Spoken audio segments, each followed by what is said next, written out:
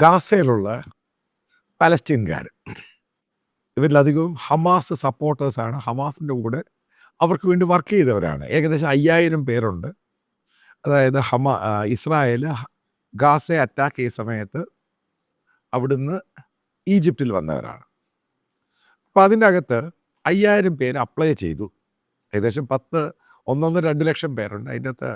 ആ ഒരു ഗ്രൂപ്പിനകത്ത് അതിനകത്ത് 5000 പേര് അപ്ലൈ ചെയ്തു കാനഡ വിസയ്ക്ക് വേണ്ടി. അതായത് ടെമ്പററി ആയിട്ട് അവിടെ പോവുക, പിന്നീട് അവിടെ സെറ്റിൽ ചെയ്യാൻ വേണ്ടി. അപ്പോൾ അതിൽ ജസ്റ്റിൻ ട്രൂഡോ ഇരുന്ന സമയത്ത് ഏകദേശം 465 പേരെ കനേഡിയൻ ഗവൺമെൻറ് അവർക്ക് വിസ കൊടുത്തു. അവർ കാനഡയിലെത്തി. അപ്പോൾ അന്ന് വിസ അപ്ലൈ ചെയ്ത ബാക്കിയുള്ള ഏകദേശം 4500ഓളം പേര് ഈ അടുത്ത സമയത്ത് കാനഡയിൽ ലോ സൂട്ട് ഫയൽ ചെയ്തിരിക്കുകയാണ്, ഇവരുടെ ബന്ധുക്കളെല്ലാം കൂടെ ചേർന്ന്. അവർ പറയുന്നത് കാനഡ ഗവൺമെൻറ് ഇവരെ ഇവിടെ കൊണ്ടുവരുന്നില്ല, അതുകൊണ്ട് മനുഷ്യാവകാശത്തിൻ്റെ പ്രശ്നമാണ്. അപ്പോൾ അതുമായിട്ട് ബന്ധപ്പെട്ട് ഇപ്പോൾ കാനഡയിലുള്ള ആൾക്കാർ, ജനങ്ങൾ അതിനെ ട്വീറ്റ് ചെയ്യാൻ തുടങ്ങി സോഷ്യൽ മീഡിയയിൽ. അപ്പോൾ ട്വീറ്റിൻ്റെ അകത്ത് പറഞ്ഞിരിക്കുന്ന രസകരമായ സംഭവം, അവരുടെ ബന്ധുക്കൾ 450 പേരോടെ വന്നിട്ടുണ്ടെങ്കിൽ അവരെയും കൂടെ എത്രയും വേഗം തിരിച്ച് ഈജിപ്തിലോട്ടോ ഗാസയിലോട്ടോ അയക്കുന്നതായിരിക്കും. അപ്പോൾ ഇതുമായിട്ട് ബന്ധപ്പെട്ട് മീഡിയ വാർത്തകളൊക്കെ വരുന്നുണ്ട്, പല ചാനലുകൾ റിപ്പോർട്ട് ചെയ്യുന്നുണ്ട്. കാരണം ഗാസയിൽ ഇവരുടെ ദുരിതം ഇന്നതാണ്. ഈജിപ്തിൽ പോലും ഇവർക്ക് വലിയ ദുരിതമാണ്. അവർക്ക് ആഹാരമില്ല, കുടിക്കാൻ വെള്ളമില്ല. ഇവരെ എത്രയും വേഗം, ഹമാസിൻ്റെ അനുകൂലികളാണ്, ഇവരെത്രയും വേഗം കാനഡയിലോട്ട് കൊണ്ടുവരണം. അപ്പോൾ പുതിയ ഗവൺമെൻറ് വരുന്നതിന് മുമ്പ് തീരുമാനം എടുക്കേണ്ട എന്നുള്ളതാണ് കാനഡയുടെ തീരുമാനം.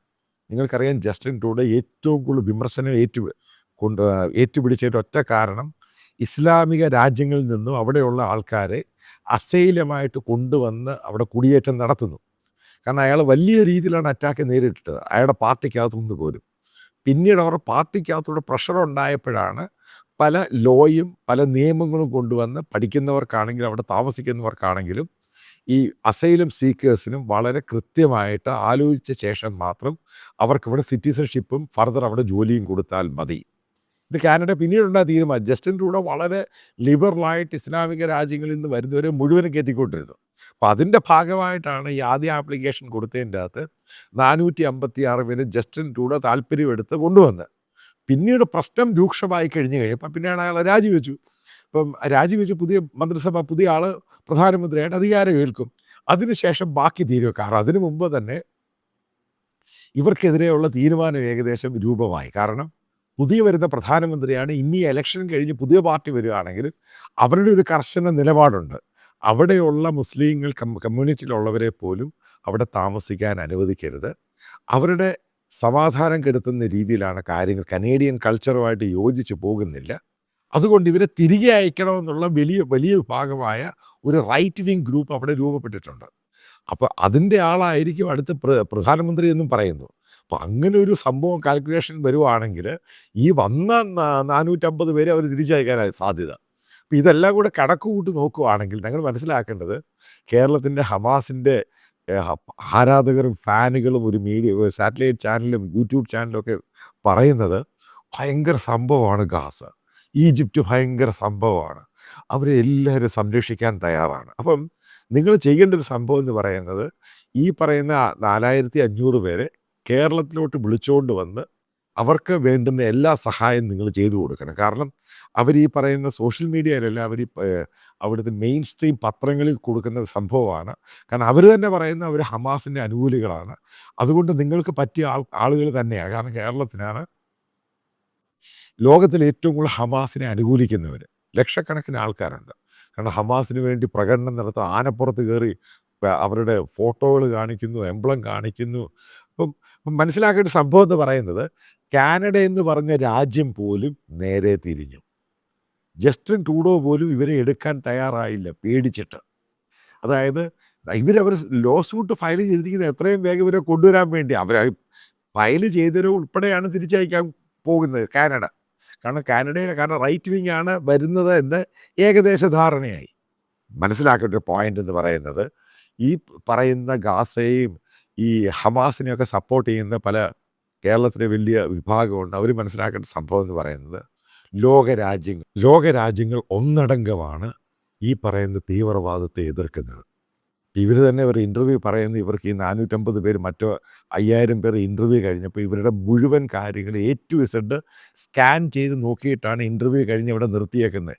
എന്നിട്ട് പോലും കാനഡ അവർക്ക് വിസ കൊടുക്കുന്നില്ല. കാരണം കാനഡയ്ക്കും പേടിയായി. ലോകം മുഴുവനും ഈ പറയുന്ന തീവ്രവാദത്തിനെതിരെയായി മാറി. ആ ഒരു മാറ്റമാണ് കാനഡയിലും എഫക്റ്റീവായിട്ട് വന്നത്. കാരണം മറ്റുള്ളവരെ അവിടെ കയറ്റേണ്ട, പുതിയ ഗവൺമെൻറ് പോളിസി ഉണ്ടാക്കുക, അല്ലെങ്കിൽ ഇത് മുഴുവൻ ഇവരെ വന്നവരെ തിരിച്ചയക്കാൻ അവർ തയ്യാറാണ്. ഇതുമായിട്ട് ബന്ധപ്പെട്ട് ഈ സോഷ്യൽ മീഡിയയിൽ നടക്കുന്ന ഒരു ക്യാമ്പയിൻ്റെ ഭാഗമായിട്ട് കാനഡയിൽ ഇത്ര ആൾക്കാർ ഇന്ന ഭാഗത്തുണ്ട്, അവരെ സിറിയയിലോട്ട് അയക്കുക, ഇത്ര ആൾക്കാർ ഇന്ന ഭാഗത്തുണ്ട്, നെയ്ബർഹുഡുണ്ട്, അവരെ ഇന്ന ഭാഗത്തോട്ട് അയക്കും. ആ ക്യാമ്പയിൻ വരെ കാനഡയിൽ തുടങ്ങി. കാരണം ഇലക്ഷനും ഈ പറയുന്ന വരാൻ പോവുകയാണ്. കാരണം ഇലക്ഷനിൽ അതിനിർണായകമായ തീരുമാനമാണ് വരാൻ പോകുന്ന ഗവൺമെൻറ് എടുക്കുന്നത്. കാരണം റൈറ്റ് വിങ് ആണ്. അതായത് മനസ്സിലാക്കേണ്ട ഒരു പോയിന്റ് എന്ന് പറയുന്നത്, കേരളത്തിലെ ഹമാസിന് പറ്റിയൊരവസരമാണ്. ഈ 4500 പേര് ഈജിപ്തിലുണ്ട്. അവരെ എത്രയും പെട്ടെന്ന് നിങ്ങൾ ഷിപ്പോ അല്ലെങ്കിൽ ഫ്ലൈറ്റോ വല്ലതും കൊടുത്ത് അവരെ തിരിച്ചു കൊണ്ടുവന്ന് ഈ മിനി പാകിസ്ഥാനിൽ നിങ്ങൾ അവർക്ക് എല്ലാ സംരക്ഷണയും കൊടുത്ത് അവർ ഇരുത്തുവാണെങ്കിൽ, കാരണം നിങ്ങളുടെ കൂടെ കൂടാൻ പറ്റിയ ആൾക്കാർ തന്നെയാണ്. കാരണം കാനഡയും മറ്റുള്ള രാജ്യങ്ങളും ഇവരെ അക്സെപ്റ്റ് ചെയ്യാൻ ഇപ്പോൾ തയ്യാറാകുന്നില്ല. അപ്പം നിങ്ങൾ അവരെ അക്സെപ്റ്റ് ചെയ്യണം. മനസ്സിലാക്കുക, വെസ്റ്റേൺ രാജ്യങ്ങളെന്ന് പറയുന്നത് എപ്പോഴും എല്ലാ ആൾക്കാരോടും വളരെ ലിബറലായിട്ട് പെരുമാറുന്ന രാജ്യമായിരുന്നു. ഇതിന് ശേഷം ഉണ്ടായ മാറ്റം നിങ്ങൾ സംബന്ധിച്ച് കാണണം. അതായത് ആ പേരുള്ള ഒരാളെ പോലും ഒരു രാജ്യവും അഡ്മിറ്റ് ചെയ്യാൻ പേടിയാണ്. അപ്പം അതിനെല്ലാം കാരണം എന്ത്? ഭീകരപ്രവർത്തനം. അപ്പോൾ അതിനാരാ കാരണക്കാർ? നിങ്ങളും നിങ്ങളുടെ മതവുമായിട്ട് ബന്ധപ്പെട്ട ഇഷ്യൂ ആണ്. അതാണ് ഇതിൻ്റെ പ്രധാനപ്പെട്ട കാരണം. ലോകത്ത് സമാധാനമില്ലാകുന്നതിന് പ്രധാനപ്പെട്ട ഘടകം നിങ്ങൾ തന്നെയാണ്. അതിന് നിങ്ങൾ ഉത്തരവാദിത്വം കൊടുത്തേ മതിയാകത്തുള്ളൂ. നിങ്ങൾ എന്ത് പറഞ്ഞാലും നിങ്ങളിൽ ആ മാറ്റം ഉണ്ടായില്ല എങ്കിൽ ലോകം നിങ്ങളെ പൂർണ്ണമായിട്ടും ദൂരെ മാറ്റി കളയും. അതുകൊണ്ടാണ് ഇപ്പം ഈ 4500 പേരുടെ കേസ്, ആ കേസ് സ്റ്റഡിയൊക്കെ വായിച്ചു കഴിഞ്ഞും അതിദാരുണമാണ് അവരുടെ ജീവിതം ഈജിപ്തിൽ. കാരണം ഏതെങ്കിലും രാജ്യം കൊടുക്കുന്ന ഭക്ഷണം കഴിച്ച് ജീവിച്ചോണോ? കാരണം സുഖിച്ച് ജീവിക്കുമായിരുന്നു. മറ്റുള്ള രാജ്യങ്ങൾ ഭക്ഷണം കൊടുത്ത് ജീവിച്ച് ഈ ഹമാസിനെയൊക്കെ സപ്പോർട്ട് പറഞ്ഞ് അവസാനം അവർക്ക് കാനഡയിൽ പോകണം. അവർക്ക് പാലസ്തീനും വേണം, വേറെ രാജ്യം ഇവിടെ, കാനഡ തന്നെ വേണം. ഇപ്പം അവിടെയും മനസ്സിലാക്കേണ്ട, ഒരു ക്രിസ്ത്യൻ രാജ്യത്ത് പോകാനാണ് താല്പര്യം. അവർക്കൊരു ഇസ്ലാമിക രാജ്യത്ത് പോലും ഇവരെ കയറ്റില്ല. അതിൻ്റെയും കാരണം യാഥാർത്ഥ്യം എന്താ? ലോകം നിങ്ങളെ മനസ്സിലാക്കിയപ്പോൾ നിങ്ങൾ ത്യജിക്കപ്പെട്ടവരായി. ആ രീതിയിലാണ് ലോകത്തിൻ്റെ പോക്ക് ഇന്ന് നടക്കുന്നത്.